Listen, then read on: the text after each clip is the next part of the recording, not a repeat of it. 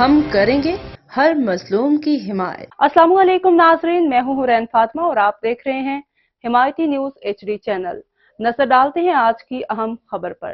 Police کا ناجائز اسلحہ کے خلاف کارروائیاں تسلسل کے ساتھ جاری ہیں۔